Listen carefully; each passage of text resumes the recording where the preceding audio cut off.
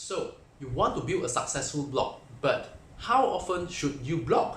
In other words, how often should you publish a blog post on your blog? Should you blog daily? Should you write and publish once every week? Or should you do it once a month? Here's my answer. It depends. It depends on these 6 factors. Number 1. How much time or resources can you allocate for your blog?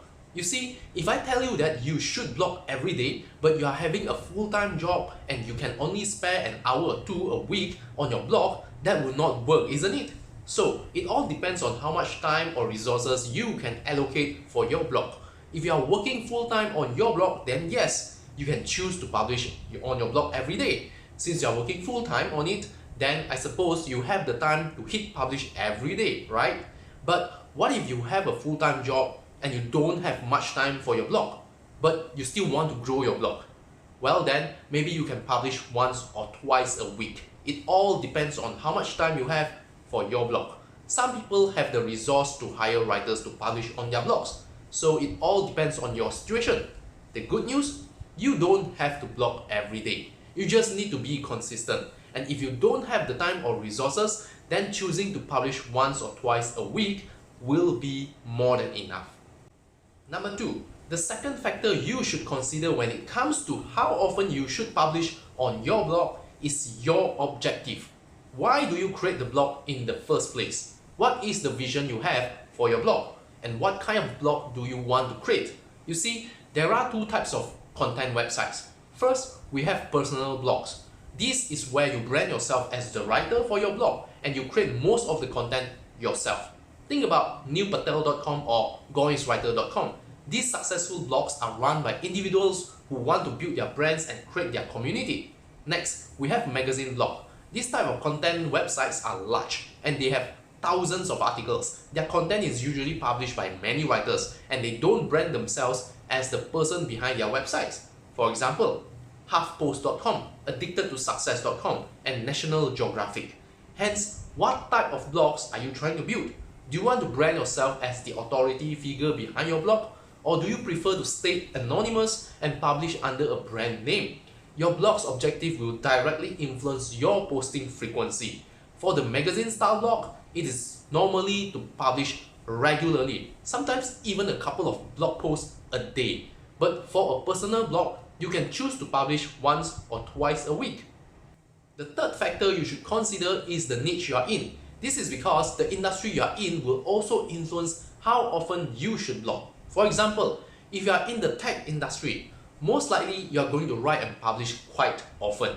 This is because news in the tech industry moves fast. Things are changing almost every day in the tech industry. So if you are blogging in a fast-moving industry, but you don't update your blog fast enough, your readers may think your blog is outdated. Think about content sites such as Mashable and TechCrunch. Take a look at how often they publish a new article. On the other hand, if you are in the dog training niche, for instance, you can take things at a much slower pace. So if your target audience and readers need up-to-date information and the latest news quickly, then you should blog more often. But if your blog is in the evergreen industry, you can take things slower. Number 4, you want to consider your target audience's needs. Even if you are able to blog every day, it doesn't mean that you should do that. For instance, you need to ask if your audience and readers can keep up with your blog posts. If you publish every day and most of your readers are going to miss the content or are not going to read what you publish, then you have to consider your publishing schedule. Perhaps you should go slower. It is always a better option to strike between a reasonable publishing frequency so that your readers have the time to read what you write before you show them another new piece of content. You see, your latest blog post will always appear on top of the blog, right? And whenever you publish a new blog post, other blog posts will be pushed down and kept out of the homepage. I bet you don't want your blog post to collect dust and not get read, right? Hence, choose a reasonable publishing frequency where both you can handle and your readers manage to read and engage. Next, ask yourself whether your blog is new or established. If your blog is new and doesn't have much content, then you should consider publishing more frequently. This is to build up the content, gain popularity, traction, and get Google's attention to your blog. On the contrary, if your blog is a couple of years old and already has hundreds of articles, then you may publish less frequently. Since your blog is already established, you don't need to write as frequently. For a blog that has hundreds of posts, you should focus more on quality than on quantity. But for a new blog, you may want to focus more on quantity first. Finally, you want to consider how you market and promote your blog posts. Do you even have a plan to market and promote your blog posts?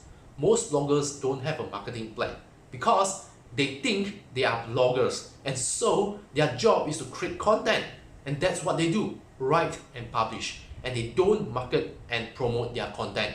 That's one of the biggest mistakes most bloggers make. If you want to build a successful blog, you need to market and promote your content. The idea, build and they will come, is not going to work anymore. Nobody will know if your blog exists if you don't tell people about it, right? Thus, you want to consider how much time and effort you are going to put into marketing your content. In fact, you should spend more time on marketing your blog content than creating them. So, if you only have 10 hours to work on your blog each week, spend at least 5 hours on marketing and promotion. Don't get me wrong, creating content on your blog is important, but you must also market and promote what you have published. If you don't do that, your blog will become obsolete. Remember, the biggest difference between a successful blog and a failed blog is in marketing and promotion. You can see the footprints of the successful blog everywhere, but you will never see the failed blog anywhere, right? By now, I believe you have a clear understanding of how often you should be blogging, isn't it? After considering all the above factors, you should be able to know how to allocate your time and resources for your blog. And always remember this, being consistent is much better than being frequent. This means it is better to publish twice a week than it is to publish every day this week and none on the following week. So, how often do you write and publish? Leave your comment below and let me know. If you like this video, hit the like button now. More importantly, subscribe to this channel to show your support. You will also receive updates and latest videos about blogging and building a successful online business when you subscribe. I hope this video is helpful. Thank you for watching.